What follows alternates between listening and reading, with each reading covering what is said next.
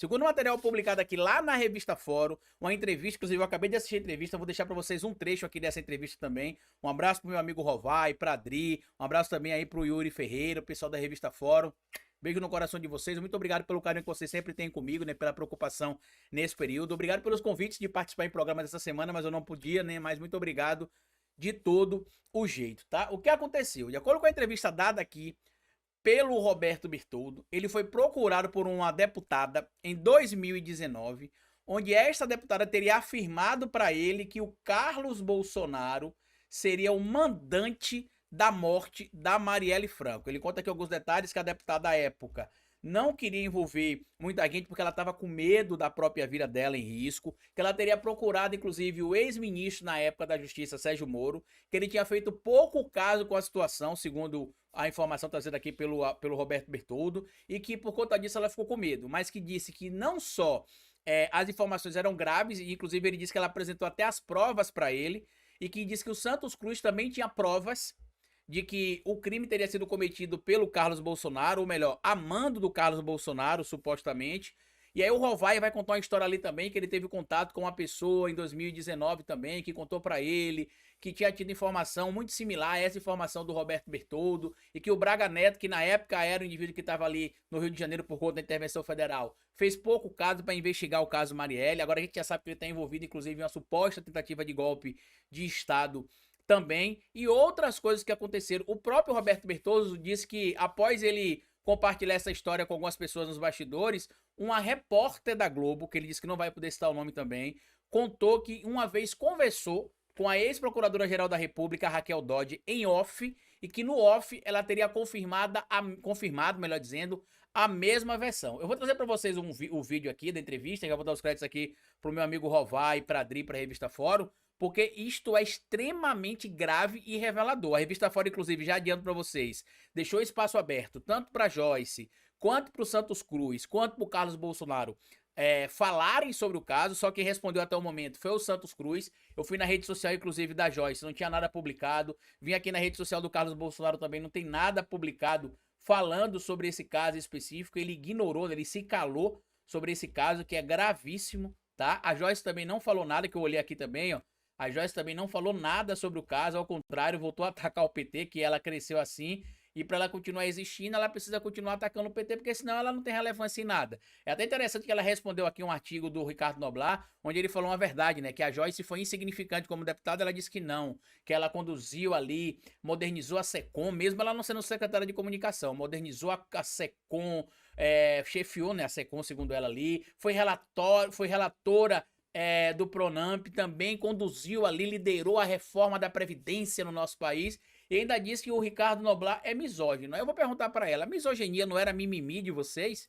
Quando é com mulher de esquerda, não é mimimi, quando é com vocês é algo sério, né? Mas ela não comentou nada aqui, não respondeu nada. Eu quero trazer para vocês aqui o próprio Roberto Bertoldo falando de algo que para mim é extremamente grave, mas que, sendo bem honesto para vocês, não seria algo fora da realidade não, vendo o histórico pregresso do próprio clã Bolsonaro, porque o próprio Gustavo Bebiano já dizia que se o Brasil soubesse quem era o clã Bolsonaro de verdade, eles ficariam chocados. Talvez seja por conta dessa situação aí. Vamos ouvir aqui o Bertoldo falando. Mais uma vez, uma deputada, voltando à tua pergunta, isso é importante, uma vez uma deputada, eu não vou revelar o nome, porque ela me pediu sigilo, ela não era minha cliente, mas ela me pediu sigilo porque ela tem medo. Ela tem medo de morrer, tem medo de ser... Deputada, doutor Bertoldo. Uma parlamentar federal, ok? E eu tenho informações que teria sido uma ex-deputada que teria informações sobre esse caso. Mas, desculpa, o senhor continua e depois a gente vai avançando. Roy, eu prefiro falar da história e eu vou preservar como se eu fosse jornalista, eu vou preservar a fonte. Mas a história é a seguinte. Ela me procurou algumas vezes dizendo que o mandante do crime da Marielle era o Carlos Bolsonaro. Teria sido o Carlos Bolsonaro. Foram várias vezes, e eu falava, você tem provas? Ela falou, tem. Eu falei, mas quais são as provas? Ela falou, quem sabe dessas provas é o general Santos Cruz. Aí eu falei, mas me traz para eu ver até que ponto essas provas tem consistência, tem musculatura. E ela não me trouxe essa documentação, mas continuava muito incomodada e dizia: foi o Carlos, foi o Carlos, foi o Carlos quem mandou matar a Marielle. Assim como ela dizia também: o Bolsonaro vai dar um golpe, o Bolsonaro quer dar um golpe. Isso, eu acho que foi no ano de 2021 ou 2020, não.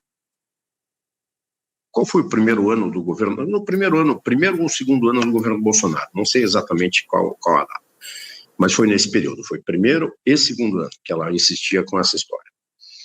E aí eu disse a ela: o Moro ainda era, sempre o Moro, né? Volta para a história, o Moro era ministro da Justiça à época. E eu falei: por que você não vai conversar? Ela vai conversar com o Moro e apresenta para ele. Você é amiga dele? Ela era muito amiga dele, muito amiga, falava quase diariamente. Eu falei: vai ao Moro e conta essa história. E ela foi, voltou no dia seguinte na minha casa. Eu falei: e daí, o que o Moro falou? Ela falou: não vou falar mais nada, Roberto. Porque se eu não tenho apoio do ministro da Justiça para apresentar essas provas, eu não vou ter apoio de ninguém. Aí eu falei: então, se você tem medo, não faça. Né? Muito embora eu penso que você deveria trazer o que você tem de informação a respeito disso. Porque se de fato o filho do presidente é o responsável pela morte de uma política de oposição àquele grupo, não pode ficar, ou que não fosse uma política, ou fosse qualquer pessoa, ou que não fosse um filho de presidente, ela é uma parlamentar federal, eu acho que ela tinha a obrigação de trazer. Mas o medo dela de passar por todas as espécies de violência que ela reportava que os Bolsonaro eram capazes de fazer, não deixaram com que ela falasse essa história. Então, a história é essa. Eu acho que... Pronto, eu vou dar uma pausa aqui, porque a gente vai lembrar de vários pontos aí que se conectam com o clã Bolsonaro, né? Primeiro que depois das recentes situações que envolveram ali a suposta delação do Rony Lessa, o Carlos Bolsonaro decidiu falar, inclusive, na live, naquela super live lá em Angra dos Reis, que fez ali o Carlos, o Jair, o Eduardo e o Flávio, falando sobre algumas coisas do governo Bolsonaro, do governo Lula, e falou, inclusive, o Carlos Bolsonaro sobre o caso Marielle, sobre a suposta relação dele com a Marielle Franco. Na época, muita gente até falou que ele teria sentido, supostamente, o baque, né, da situação que estava acontecendo ali. E aí, quando a gente vai para as conexões do envolvimento do escritório do crime, da questão relacionada ali ao Adelino da Nóbrega, os grampos, a morte do Adelino da Nóbrega, um período que o Eduardo Bolsonaro estaria na Bahia, são todas coincidências muito estranhas. Eu não estou aqui acusando, evidentemente, ninguém, já que, diferente do clã Bolsonaro, que defende a ditadura, eu sou defensor do devido processo legal, né, que inclui ali presunção da inocência, direito ao contraditório e ampla defesa. Eu vou ser também honesto e dizer que a Joyce não é uma figura que a gente deva confiar 100%.